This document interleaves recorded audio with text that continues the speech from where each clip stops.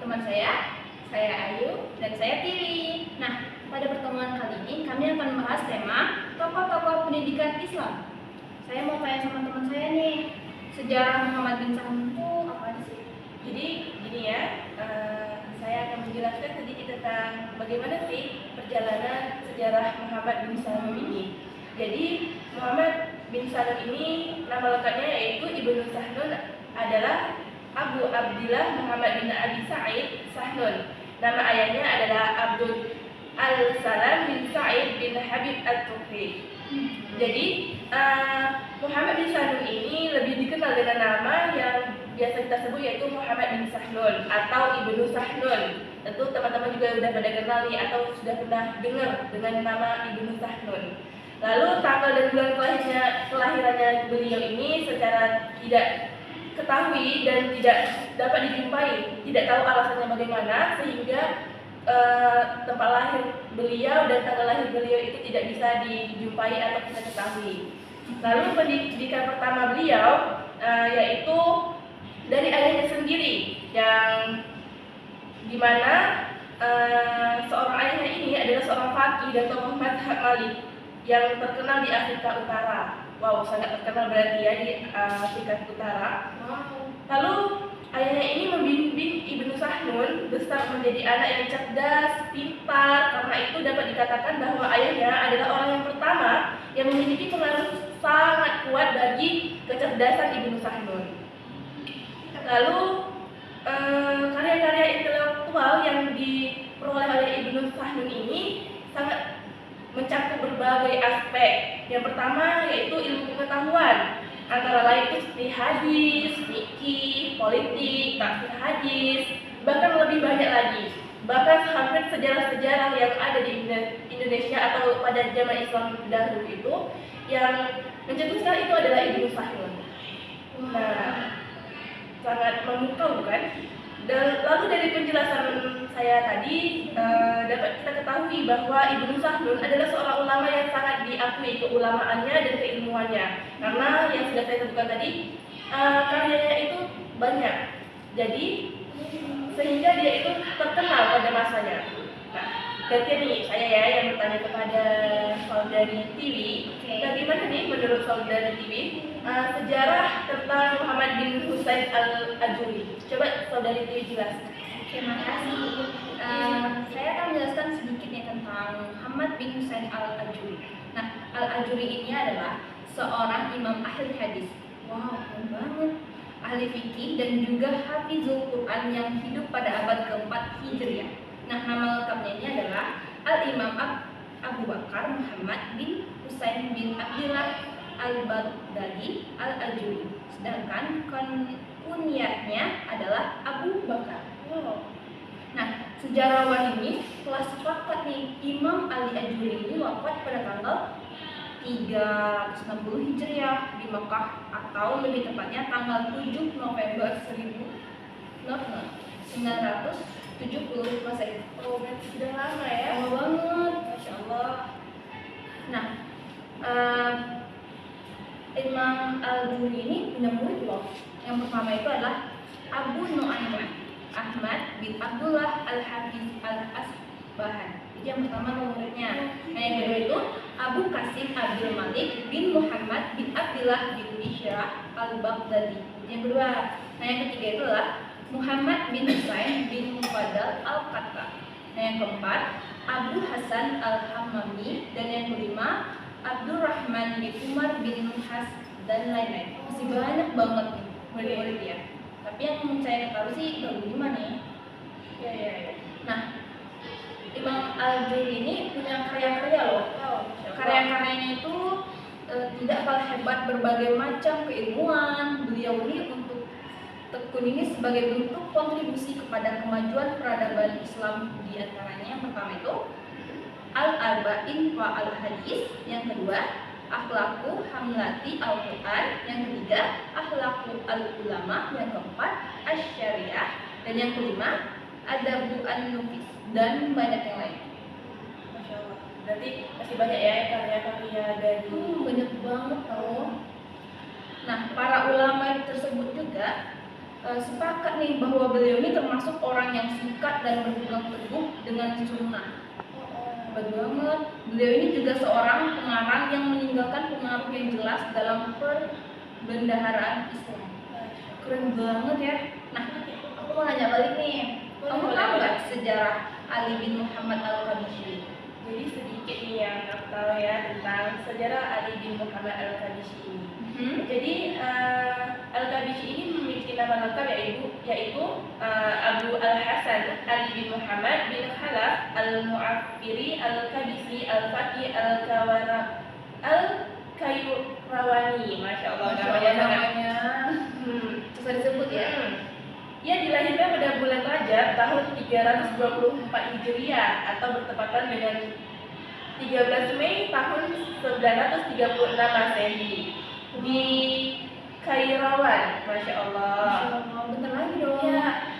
Lalu riwayat pendidikannya yang pernah ia jalani selama masa hidupnya yaitu ia pernah belajar kepada salah satu seorang ulama di Iskandaria. Lalu Al-Qabisi mendalami ilmu agama dan hadis kepada ulama-ulama yang masyhur dari Afrika Utara. Masya Allah ya. Kebanyakan dari tadi para ulama ini pendidikannya itu banyak di Afrika Utara ya. Lalu Al-Qabisi ini merupakan seorang ilmuwan dan juga seorang pemikir pendidikan yang sangat jenius. Wow. Tentu pasti banyak nih ya karya-karya beliau karena beliau adalah seorang cendekiawan muslim yang terkenal pada masanya. Lalu pada masa kehidupan yang dijalani Al-Qabisi ini yang beraliran Asy'ariyah Malikiyah, jika dilihat dari situasi politik kala itu bertolak belakang dengan aliran dari masa penguasa yang mana pada saat itu Afrika dalam kekuasaan Daulah Fatimiyah yang beraliran Syiah. Berarti aliran yang diambil oleh Al-Qabisi ini bertolak belakang loh ya dengan tempat tinggal dia. Tapi salut sih dengan itu Al-Qabisi ini bisa menyesuaikan bagaimana dia bisa hidup di antara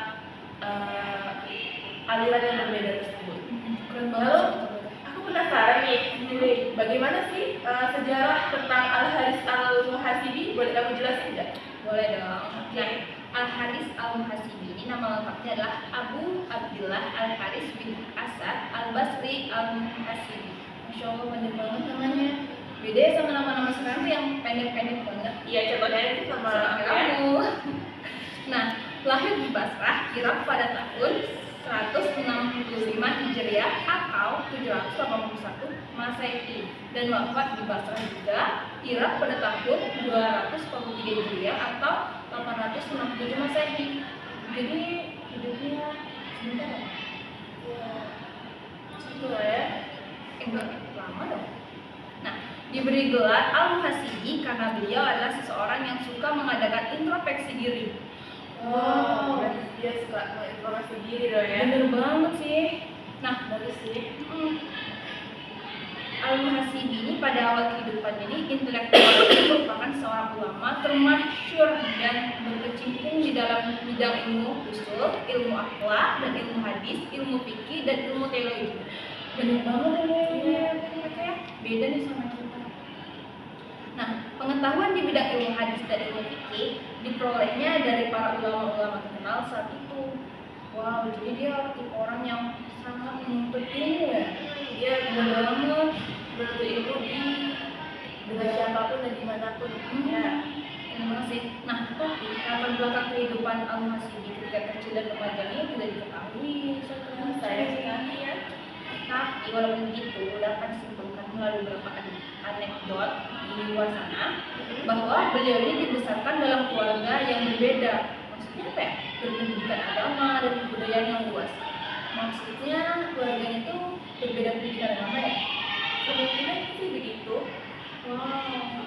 Nah, Al-Muhasibi ini memiliki begitu banyak karangan seperti telah disebut sebelumnya. Judul-judul karangan tersebut yang masih ada hingga saat ini adalah Ar-Ri'ah li Hukuk Allah Subhanahu wa Ta'ala Azza wa Jalla, diterbitkan di Eropa lalu di Mesir tanpa tanggal. Keren banget, diterbitkan di Eropa loh. Dan ini masih banyak lagi ya karena hampir 23 ya. Tapi nggak mungkin kita sebutkan semua nih teman-teman karena memakan waktu ya. Kita lanjutkan aja ya yang terakhir. Bagaimana nih menurut Tiwi? Pendapat Tiwi tentang sejarah Muhammad bin Muhammad Al-Farabi. Coba nih, saudari Tiwi jelaskan bagaimana tuh. Nah, nama lengkapnya itu adalah Al-Farabi adalah Abu Nasr Muhammad bin Tarkhan bin Uzlaq Al-Farabi. Senang banget ya namanya. Iya. Tapi keren banget loh, nama ini mendunia loh. Iya dong. Nah, ia lahir pada tahun 257 Hijriah bersamaan 870 Masehi dan meninggal pada tahun 339 Hijriah atau 990 Masehi. Pada zaman pemerintahan kerajaan Umayyah di barat, ia terkenal dengan sebutan Apen Nasr. Wow, sangat terkenal loh. Wow. Keren banget. Nah, selama hidupnya Al-Farabi selalu berpindah tempat tinggal dari waktu ke waktu. Jadi, saat kecil dia dikenal sangat rajin banget belajar dan memiliki otak yang cerdas. Keren banget sih kata gue teh. Nah, Al-Farabi ini tuh punya buku-buku loh, buku-buku politik. Apa aja? Mau tahu nggak apa aja? Yang pertama itu Mabadi Ara Ahlal Ahad Al-Madinah Al-Fadilah, atau bahasa Inggrisnya nih, The Principle of the Community of Model City, dasar-dasar ideologi warga negara utama. Wow. Nah, yang kedua itu adalah Siyasah Al-Madaniyah atau Political Economy, politik ekonomi. Wow. Lalu banyak lagi nih ya teman-teman. Yang kita ketahui saja seperti yang kami jelaskan di dalam rangka kami itu sekitar 15-an ya. Itu belum yang kita tidak ketahui. Masih banyak lagi loh teman-teman karya Al-Farabi ini. Karena beliau adalah seorang ilmuwan, seorang cendekiawan yang sangat cerdas. Apalagi dia Beliau memiliki otak yang cerdas, sehingga tentu saja karya-karya beliau itu tidak kita lakukan lagi. Tentunya sudah terkenal. Namun yang kita ketahui yaitu hanya 15 saja. Untuk itu, kalau teman-teman mau tahu lagi bagaimana sih sejarah perkembangan para tokoh-tokoh Islam klasik pada masa dahulu itu bagaimana? Nah, boleh nih teman-teman lihat video kami. Ya, Mungkin hanya itu yang dapat kami sampaikan pada penyampaian kali ini. Saya Ayu dan teman saya kami pamit undur diri. Sekian, terima kasih. Wassalamualaikum warahmatullahi wabarakatuh.